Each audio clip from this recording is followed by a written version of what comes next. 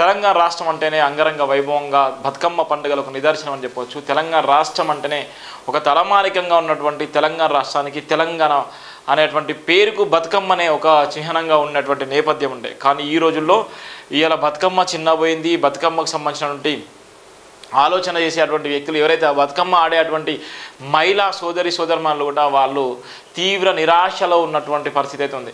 కొన్ని చోట్ల బతుకమ్మ స్టార్ట్ అయినప్పటికీ కొన్ని చోట్ల బతుకమ్మ ఆడేటువంటి మహిళలు ఇబ్బందికరంగా ఉండేటువంటి నేపథ్యం ఉంది. కొన్ని జిల్లాలలో కనీస వసతులు లేక వాళ్ళకి ఏర్పాట్లు చేయలేక ఆడాలన్నా కూడా ముందుకు రాలని పరిస్థితి ఇవాళ బతుకమ్మ ఉంది. ఇవాళ అందుకనే చిన్నపోయినటువంటి బతుకమ్మ జయవేంద్ర బతుకులు రాసినటువంటి ప్రధాన వార్త ఉంది. మనం చూద్దాం. ఇక్కడ ఒక పక్కన చిన్నపోయిన బతుకమ్మ, మరో పక్కన సినీ తారలు, ఏదైతే సినీ తారలు ఒక పక్కన రేపులు మడ్డలు జరిగినా కూడా స్పందించలేనటువంటి నేపథ్యంలో, స్పందించలేనటువంటి భయంకరమైనటువంటి దౌర్భాగ్యమైన పరిస్థితులు ఉన్నటువంటి సినీ తారలు.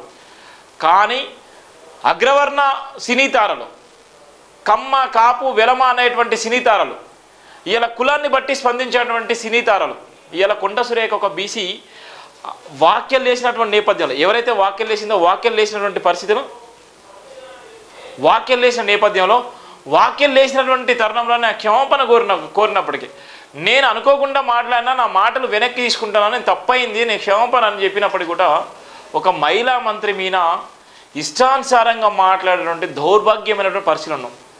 దానికి సంబంధించి ముఖ్యమంత్రి కానీ మిగతా మంత్రులు కానీ ఎవరు కూడా స్పందించలేదు. ఒకరిద్దరు మంత్రులు స్పందించినప్పటికీ అంటే అగ్రవర్ణ కులపళ్ళు ఏం మాట్లాడినా, అగ్రవల్ల అహంకారంతో ఉన్నటువంటి ఎవరు మాట్లాడినా, ఇవాళ బీసీలు కానీ ఎస్టీలు కానీ ఎస్సీ ఎస్టీ బీసీ ఓబీసీ మైనార్టీలు కానీ వాళ్ళ మీద ఎలాంటి నిందలు అవమానాలు గురి చేసినా కూడా అగ్రవర్ణాలు మాట్లాడడానికి నిదర్శనం ఇది ఒకటి. అందుకోసమే జయవేంద్ర పత్రికలో స్పష్టంగా రాసినటువంటి ప్రధాన వార్తలు కూడా మనం చూస్తున్నాం. జయవేంద్ర పత్రికలో స్పష్టంగా రాసిన వార్త, చిన్నపోయిన బతుకమ్మ అంటేనే తెలంగాణకు తలమానికంగా ఉన్నటువంటి బతుకమ్మ తల్లి ఇవాళ బతుకమ్మ సంబరాలు చేసుకునేటువంటి ఆడబిడ్డలు. ఇవాళ బతుకమ్మ అంటేనే ప్రపంచ దేశాలకు, ఇవాళ భారతదేశంలో ఉన్నటువంటి అనేక మంది కూడా ఆదర్శంగా ఉన్నటువంటి తెలంగాణ రాష్ట్రం. ఇవాళ తెలంగాణ రాష్ట్రాల చిన్నపోయినటువంటి బతుకమ్మ ఎందుకు చిన్నపోయింది, కలత ఎందుకు చెందింది, ఇవాళ మహిళలు ఎందుకు బతుకమ్మ ఆడడానికి కూడా ముందుకు రాలేకపోతున్నారు. బతుకమ్మ అంటేనే ఇవాళ ఎన్నో సంబరాలు చేసుకునేటువంటి మహిళా మనులు ఇవాళ ఎక్కడ పోయిందంటే, ఇవాళ బతుకమ్మలు ఏమైపోయిందంటే చిన్నపోయినటువంటి బతుకమ్మ చూస్తున్నాం మనం. ప్రభుత్వ లాంఛనాలు సద్దమనిగాయి, సన్నగిల్లాయి. ప్రతి ఏటా గర్వపడే బతుకమ్మ పండుగ ఈ ఏటా ఏమైంది? బతుకమ్మ పండుగ నిర్వహణకు కవిత పేరుకు అడ్డొస్తుందా? మహిళల మనోభావం గౌరవించేది అన్నాడు. దండుపాలెం బ్యాచ్ సలహాలు దరిద్రంగా మారున్నాయా? కూటకో గుండెల్లో గుంతలేసి బతుకమ్మ బాధపడుతుందా? గల్లీ చిన్నపోయింది, బతుకమ్మ పండుగ మూగపోయింది. ప్రభుత్వం వివక్షత బతుకమ్మ పండుగ పైన, మహిళల పట్ల అగౌరవం దేనికి నిదర్శనం? భారతదేశ సంస్కృతికి నిదర్శనం. తెలంగాణ బతుకమ్మ పండుగ అక్కడక్కడ సంబరాల మీద ప్రభుత్వ ప్రతిష్ట ఎక్కడ కానడవటం లేదు. బతుకమ్మ పండుగ విషయంలో ప్రభుత్వం బాధ్యత మరుస్తుంది. డాక్టర్ వరిగల శివ ఈ రాసినటువంటి వార్త ఎంత ఘోరంగా. ప్రభుత్వ లాంఛనం సద్దమనిగాయా, సన్నగిల్లాయా? నిజంగా బతుకమ్మ అంటేనే సంబరాలు ఉంటుంది. అంగరంగ వైభవంగా సంబరాలు చేసుకున్నట్టు బతుకమ్మ పండుగకు ఇంట్లో ఉన్నటువంటి మహిళా మనులు వచ్చి రోడ్ల మీదకి వచ్చి బతుకమ్మ ఆడే దగ్గరకు వచ్చి ఇలా సంబరాలు చేసుకునే నేపథ్యం ఉండేది. ఒక్కేసి పువ్వు వేసి చందమామ, ఒక్కజామునాయ చందమామ అనేటువంటి పాటలు ఎక్కడ పోయినాయి? ఇవాళ ఉన్నటువంటి బతుకమ్మ ఆడేటువంటి మహిళలు ఎక్కడ పోయారు? ఇలా బతుకమ్మ ఆడేటువంటి ఊరిలో ఉన్నటువంటి ఊరంతా ఒక్క దగ్గర చేరి ఇలా బతుకమ్మ ఆడేటువంటి సంబరాలు ఉంటాయి. ఇలా గల్లీలో బతుకమ్మని పెట్టుకొని బొడ్డమ్మని పెట్టుకొని ఇలా 9 రోజులు ఆడేటువంటి పరిస్థితి కూడా లేకుండా పోయింది. అంటే ఏ విధంగా ఉంది? ఇలా ఉన్నటువంటి గత ప్రభుత్వంలో ఉన్నటువంటి నేపథ్యంలో, గత ప్రభుత్వంలో మహిళలకు ఉచితంగా చీరలు ఇచ్చిన నేపథ్యం ఉంది. అక్కడ ఉన్నటువంటి అక్క చెల్లెలకు బతుకమ్మ పండుగ కానుకగా రాష్ట్ర ప్రభుత్వం చీరలు ఇచ్చిన సందర్భాలు. మరి బతుకమ్మ పండుగ కానుకగా ఇలా అక్క చెల్లెలకు ఇచ్చిన చీరలు ఎక్కడ పోయినాయి? ఇలా బతుకమ్మ సంబరాలు ఎక్కడ పోయినాయి? ఇలా బతుకమ్మ కన్నీరు పెడుతుంది, బతుకమ్మ చిన్నపోయింది. గౌరమ్మ ఈరోజు కన్నీరు పెట్టుకుంటుందంటే కారణం ఈ రేవంత్ రెడ్డి ప్రభుత్వమే. రేవంత్ రెడ్డి ఇలా అనాలోచిత ఆలోచన వల్ల ఇలా ఉన్నటువంటి హైడ్రాని తీసుకొచ్చి లేకపోతే ఇంకోటన్నా తీసుకొచ్చి ఇవి ఉన్నటువంటి మహిళలను కూడా గౌరవించాలనే పరిస్థితిలో ఉన్నారు. ఇలా మహిళలు ఇవాళ నిజంగా వాళ్ళ బతుకమ్మ పండుగ అంటే సిరిసిల్ల చీరలు తీసుకొచ్చి ఇలా బతుకమ్మ సంబరాలు చేసుకునే నేపథ్యం ఉంది. ఇలా చేనేత కార్మికులకు ఇక దిక్కుమొక్కు లేదు. ఇలా ఉన్నటువంటి ముందస్తుగానే 1 నెల 2 నెలల ముందు నుంచే ఇలా బతుకమ్మ చీరల పంపిణీ ఉండదు. కానీ బతుకమ్మ చీరల పంపిణీ ఎక్కడ పోయింది? ఇలా పైసలు ఇస్తే మళ్ళా అది ఓటుకు నోటుకులాగా ఉన్నటువంటి నేపథ్యం ఉంటుంది. ఇలా ఉన్నటువంటి బతుకమ్మ చిన్నపోయినటువంటి బతుకమ్మ పరిస్థితి ఏ విధంగా ఉందో మనం చూస్తున్నాం. ఈ దండుపల్లెం బ్యాచ్ ఏ విధంగా ఉందో ఇలా మనం చూస్తున్నాం. భారతదేశ సంస్కృతికి ప్రతీకగా బతుకమ్మ పండుగ ప్రత్యేకంగా నిలుస్తుందని డాక్టర్ బరిగల శివ అన్నారు. మహిళా సంప్రదాయం గౌరవించుకునే అతి ప్రాముఖ్యమైన పండుగల్లో బతుకమ్మ పండుగ ఒకటన్నారు. మహిళలు కష్టసుఖాలు వెలుబుచ్చుకొని చక్కటి సదృశ్యాలకు వేదికలుగా బతుకమ్మ ఉత్సవాలు నిర్వహించబడాలన్నారు. సిరిమల్లెలతో విరజిమ్ముతూ బతుకమ్మ గడప గడప ఆనంద పండుగ వాతావరణం నెలకొల్పి కలిగేదన్నారు. ప్రతి ఇంట శ్రీజాతి కుటుంబ సమేతంగా బంధుమిత్రులతో బతుకమ్మలను పేర్చుకొని చెరువుల కాడ కుంటల కాడ ప్రధాన ప్రాంతాల్లో నీటి ప్రాంతాల సమీపాన మైమర్పించే సంబరాలను వెలుతురులో అంగరంగ వైభవంగా నిర్మించుకునే ఆస్కారాల సన్నగిల్లే అన్నారు. బతుకమ్మ పండుగ వస్తుందనగానే రాష్ట్రమంతా ఒక్కసారిగా ఆనంద మహోత్సవాలు పొంగిపోలే అన్నారు. గత తెలంగాణ రాష్ట్ర ప్రభుత్వం గడిచిన 10 సంవత్సరాల బతుకమ్మ పండుగ పేరును మహిళలను గౌరవించుకున్నా అన్నారు. నేడు తెలంగాణ రాష్ట్ర కాంగ్రెస్ ప్రభుత్వం బతుకమ్మ పండుగను ఘనంగా నిర్వహించకపోవడానికి గత ప్రభుత్వంలో బతుకమ్మ పండుగ కార్యనిర్వహణ సభ్యులుగా తెలంగాణ రాష్ట్ర వ్యాప్తంగా కల్వకుంట్ల కవిత ప్రతిష్టాత్మకంగా తీసుకునే పండుగ వాతావరణం బతుకమ్మ ఉత్సవాలకు ఊరూర కళ్ళు చెమ్మగిల్లే విధంగా నిర్వహించే బతుకమ్మ పండుగకు గౌరవం తెచ్చిపెట్టిన కారణాలు ఏమైనా దాగున్నాయా ప్రశ్నించారు. నేడు ప్రభుత్వ కార్యాలయంలో బతుకమ్మ పండుగ నిర్వహణ సన్నగిల్లిందన్నారు. ప్రభుత్వ లాంఛనాలతో ప్రకృతి సౌందర్యాలను పెంపొందించే విధంగా నిర్వహించాల్సిన బతుకమ్మ పండుగను రాష్ట్ర ప్రభుత్వం విడమర్చడంలో అంతర్యమేంటని ప్రశ్నించారు. మహిళల పట్ల అగౌరవమా, బతుకమ్మ పండుగ పట్ల చిన్న చూప అర్థం కాలేకపోతుందన్నారు. బతుకమ్మ పండుగ ప్రభుత్వం రాష్ట్ర వ్యాప్తంగా కార్యనిర్వహణ కోసం ప్రత్యేక నిధులు కేటాయించి మహిళలను గౌరవించుకునే కనీస సంప్రదాయాలను కూడా విడమరచడం పట్ల తెలంగాణ మహిళా సమాజం ప్రభుత్వ తీరును అవమానంగా భావిస్తున్నారన్నారు. సమాజం నెలకొల్పబడిన కలహాలను, అల్లర్లను, విద్వేషాలను, రుగ్మతల ఏకకాలను అణచివేస్తూ మహిళల ఐక్యత మనోభావాలు పెంపొందిస్తూ రాగో దేశాల రూపమాపే విశిష్టత బతుకమ్మ పండుగలో దాగిందన్నారు.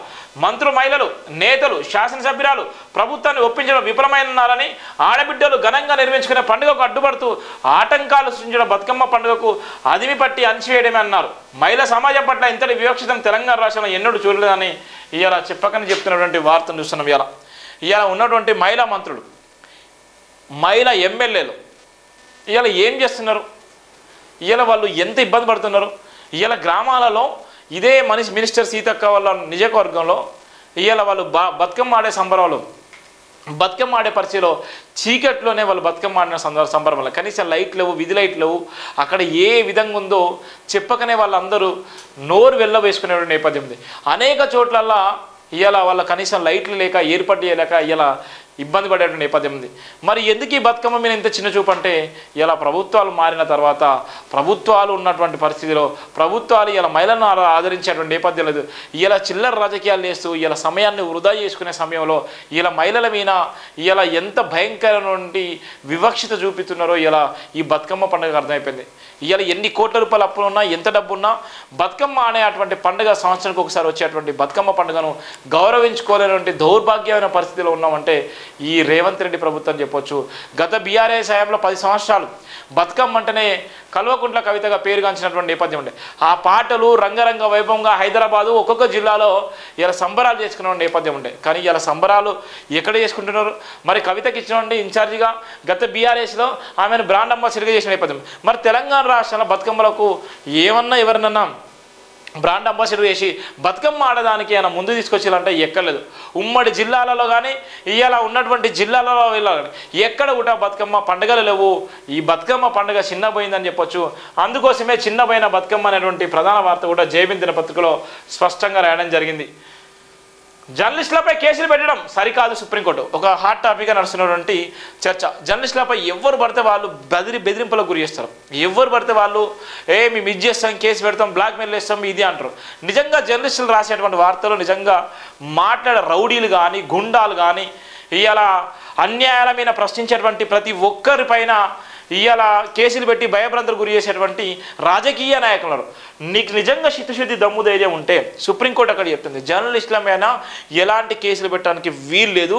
జర్నలిస్టులు రాసేటువంటి రాతలు, జర్నలిస్టులు చెప్పేటువంటి వచనాలు ప్రభుత్వాలకు ప్రజలకు వారధిగా ఉంటుంది. ప్రజల సమస్యలను వెలికితీసి ప్రభుత్వానికి చేరవేయడమే జర్నలిస్టుల లక్ష్యము. వాళ్ళ మీద కేసులు పెట్టడం సరికాదని కూడా సుప్రీంకోర్టు చెప్తున్నటువంటి వార్తను మనం చూస్తున్నాం. ప్రభుత్వంపై విమర్శలు చేస్తూ వార్తలు రాసే జర్నలిస్టులపై క్రిమినల్ కేసులు పెట్టడం సరికాదని సుప్రీంకోర్టు కీలక వ్యాఖ్యలు చేసింది. జర్నలిస్టుల వార్తను ప్రభుత్వ విమర్శంగా భావించే వారిపై క్రిమినల్ కేసులు పెట్టకూడదని సుప్రీంకోర్టు శుక్రవారం పేర్కొంది. తనపై నమోదైన కేసును కొట్టివేయాలని కోరుతూ ఉత్తరప్రదేశ్ చెందిన జర్నలిస్ట్ అభిషేక్ ఉపాధ్యాయ్ దాఖలు చేసిన పిటిషన్పై ధర్మాసనం విచారణ చేపట్టింది. ఈ పిటిషన్పై న్యాయమూర్తులు ఋషికేశ్ రాయ్, ఎస్వీఎస్ భట్టిలతో కూడిన ధర్మాసనం వివరించారు. ప్రజాస్వామ్య దేశంలో అభిప్రాయాలు వ్యక్తపరిచే స్వేచ్ఛను గౌరవిస్తారని రాజ్యాంగంలోని ఆర్టికల్ 19(1)(a) ప్రకారం జర్నలిస్టుల రంగంలోని ఆర్టికల్ 19(a) ప్రకారం జర్నలిస్టుల హక్కులు రక్షించబడతాయని సుప్రీంకోర్టు పేర్కొంది. విమర్శలు చేసే జర్నలిస్టులపై కేసు నమోదు చేస్తే అది భావ ప్రకటన స్వేచ్ఛకు విఘాతం కలుగుతుందని కూడా చెప్తున్నటువంటి నేపథ్యం కూడా ఉంది. ఇది జర్నలిస్టుల సమస్యలు. జర్నలిస్టుల గురించి చాలామంది తెలియక అనేక మంది ఇబ్బందులు పడతారు. నిజంగా దమ్ము ఉన్నటువంటి జర్నలిస్టులు, నికర్సైన జర్నలిస్టులు, దమ్ము ధైర్యంతో ఎక్కడ కూడా తల వంచని అటువంటి జర్నలిస్టులు, ఎవరికి గులంగిర్ జర్నలిస్టులకి జైభీం టీవీ కూడా ఎప్పటి నుంచో ఆహ్వానం పలుకుతుంది. వందలాది మందికి ఉద్యోగ అవకాశాలు ఇవ్వడానికి కూడా సిద్ధంగా ఉంది. నికర్సైన జర్నలిస్టులకు నీతి నిజాయితీగా ధర్మబద్ధంగా రాజ్యాంగ రక్షణలో ఉన్నటువంటి జర్నలిస్టులకు జైభీం టీవీ వాళ్ళకి ఎప్పుడు అండగా ఉంటుంది. ఎలాంటి సందర్భాలైనా వాళ్ళ తోడుగా ఉంటుంది అన్నటువంటి సవాల్ కూడా చేస్తున్న జర్నలిస్టులపై ఉన్నటువంటి నేపథ్యంలో అమల్లోకి కొత్త క్రిమినల్ చట్టాలు. కొత్తగా వచ్చిన చట్టాల్లోని సెక్షన్లపై పోలీసు అధికారులు పట్టు సాధించాలని డీజీపీ జితేందర్ పిలుపునిచ్చారు. కొత్త క్రిమినల్ చట్టాలు అమల్లోకి వచ్చి 3 నెలలైన సందర్భంగా ఎదురవుతున్న ఇబ్బందులు, వాటి పరిష్కారాలపై పోలీసు అకాడమీలో శనివారం ఒకరోజు వర్క్షాప్ సమీక్ష నిర్వహించారు. సవాళ్లను అధిగమించేందుకు వర్క్షాప్ ఎంతో ఉపయోగపడిందని police academy director DG Abhilash Bisht అన్నారు. సమస్యలు, వాటి పరిష్కారాలను CID DG Shikha Goyal PowerPoint presentation ద్వారా వివరించారు. పోలీసులు ఖచ్చితత్వం పాటించాలని రాజస్థాన్ మాజీ డీజీపీ డీసీ జైన్ అభిప్రాయపడ్డారు. కార్యక్రమంలో ఇంటెలిజెన్స్ డీజీ శివధర్ రెడ్డి, ఏడీజీలు Sanjay Kumar Jain, Stephen Ravindra, CP Avinash Mohanty, ACB director Tarun Josh, NALSAR university అధ్యాపకుల సిబ్బంది కూడా పాల్గొనే నేపథ్యం ఉంది. ఏదైతే అమల్లోకి కొత్త క్రిమినల్ చట్టాలు వచ్చిన నేపథ్యంలో వాటిపైన నిన్నటువంటి జరిగినటువంటి ఒక అందరు సీనియర్ ఐపీఎస్ అధికారులు కానీ జిల్లాలో ఉన్నటువంటి వివిధ జిల్లాల నుండి వచ్చినటువంటి వాళ్ళ అధికారులకు అందరికీ పవర్ ప్రజెంటేషన్ జరిగింది. కొత్త క్రిమినల్ చట్టాలు ఏ విధంగా, కొత్త క్రిమినల్ చట్టాల వాళ్ళ రూపకల్పన ఏ విధంగా ఉంటుంది, ఏ విధంగా ఎదుర్కోవాలి, కొత్త చట్టాలను నిజంగా ఎంతవరకు అమలు చేస్తున్నారు, ఆ కల్పన కొత్త చట్టాలను నిజంగా ఎంతవరకు ఆ ప్రజలకు తీసుకెళ్తున్నారు అనే దాని మీద కూడా నిన్న జరిగినటువంటి చర్చలో భాగంగా కొత్త క్రిమినల్ చట్టాలపైన కూడా నిన్న డీజీపీ ఆధ్వర్యంలో కూడా వాళ్ళకు కొత్త క్రిమినల్ చట్టాలపైన కూడా ఆర్డినెన్స్ కూడా జారీ చేసిన నేపథ్యం కూడా మనం చూస్తున్నాం.